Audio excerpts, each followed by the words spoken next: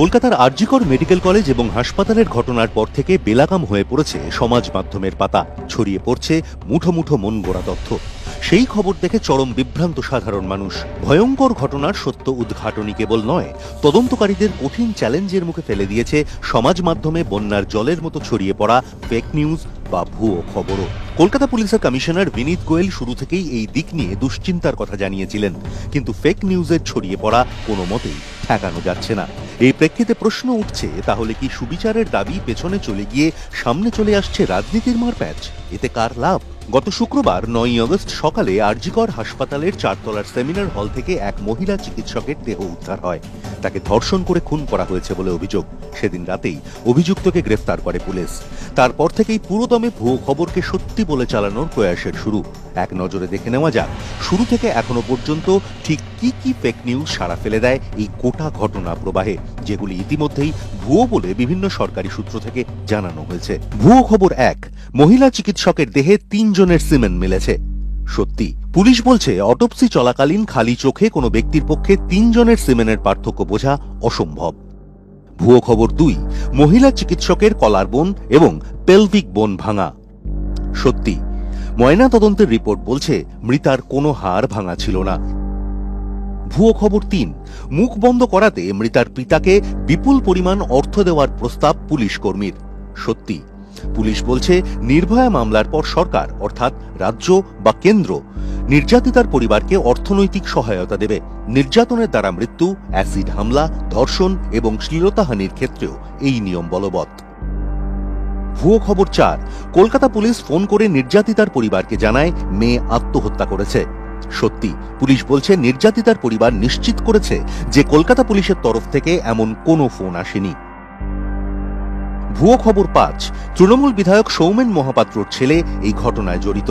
সত্যি, সৌমেনের ছেলের সঙ্গে আরজিকরের কোনো যোগ পাওয়া যায়নি। সৌমেনের ছেলে বলে যে শুভদীপ সিংহ মহাপাত্রের ছবি ছড়ানো হয়েছিল তিনি আরজিকরের ইন্টার্ন, কিন্তু অপরাধের সঙ্গে তার যোগ খুঁজে পাওয়া যায়নি। ভুয়ো খবর 6, ঘটনার আগে মহিলা চিকিৎসকের গাড়ি ভাঙচুর করা হয়। সত্যি, এরকম কোনো ঘটনার কথা অস্বীকার করেছেন ওই গাড়িটির চালক। ভুয়ো খবর 7, নির্যাতিতার দেহে 150 গ্রাম সিমেনের উপস্থিতি। সত্যি, বীর্য মাপা হয় মিলিলিটারে। 150 গ্রাম বীর্য পাওয়ার অর্থ তাতে বহু মানুষ জড়িত। ময়না তদন্তের রিপোর্টে সিমেন সংক্রান্ত কোনো উল্লেখ নেই। সাদা ঘন চটচটে তরল সংগ্রহ করার কথা উল্লেখ রয়েছে, তবে তা কি তা বলা হয়নি। রিপোর্টে এক্সটার্নাল ও ইন্টারনাল জেনিট্যালিয়া কলামে লেখা হয়েছে ওজন 151 গ্রাম। প্রসঙ্গত, ময়না তদন্তের রিপোর্টে নিয়ম মেনে দেহের বিভিন্ন অংশের ওজন উল্লেখ করা হয়, এক্ষেত্রেও তাই করা হয়েছে।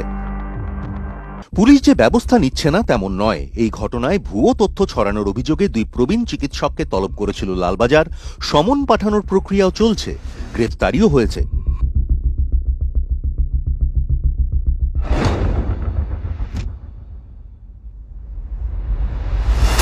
তারা ভালোভাবে কথা বলেছেন, তাদের ইনভেস্টিগেশনের সমস্যার কথা বলেছেন।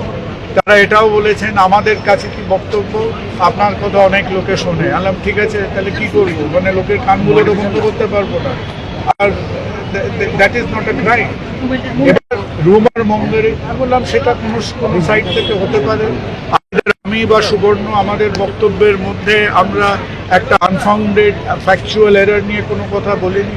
আমাদের কাছে জানতে চেয়েছিল কোথায় কোথায় হচ্ছে যে মানুষের পুলিশ কোন জায়গাটা কি করতে পারতো, কোনটা করতে পারেনি, কোন জায়গাটা ব্যর্থ হয়েছেন সেটাও বলেছি।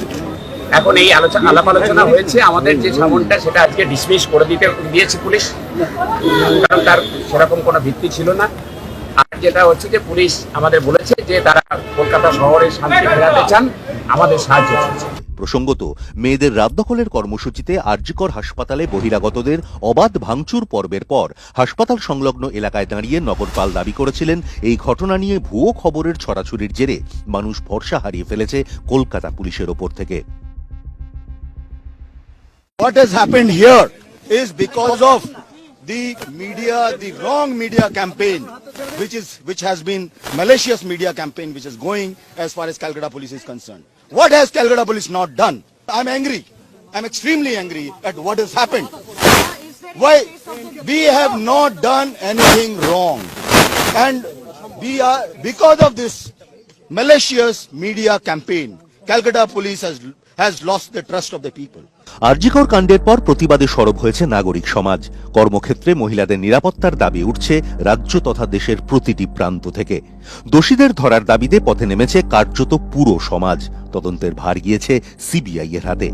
এখনো পর্যন্ত সেই তদন্তের গতি প্রকৃতি অজানা। ভুয়ো খবর সমাজ মাধ্যমে ছড়ানোর অভিযোগে বেশ কয়েকজনকে ডেকে পাঠিয়েছে লালবাজার, বেশ কয়েকজনকে ভুয়ো পোস্ট মোছানোও হয়েছে। এই পরিস্থিতিতে প্রশ্ন উঠছে, ভুল খবর ছড়িয়ে জনতার আবেগকে ভুল পথে চালিত করার উদ্দেশ্য কার? কেনই বা মনগড়া তথ্য চাঞ্চল্যকর ঢঙে সমাজ মাধ্যমে ছড়িয়ে দেওয়া হচ্ছে? বিশ্বায়িত দুনিয়ায় গোটা পৃথিবী কার্যত মানুষের হাতের মুঠো ফোনে বন্দী।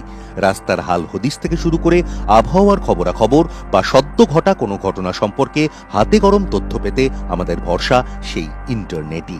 কিন্তু আরজিকর কাণ্ড চোখে আঙুল দিয়ে দেখিয়ে দিল সত্যি খবরের মোড়কে মুঠো মুঠো ভুয়ো খবর ছড়িয়ে দেওয়ার অন্ধকার গলিপথকে।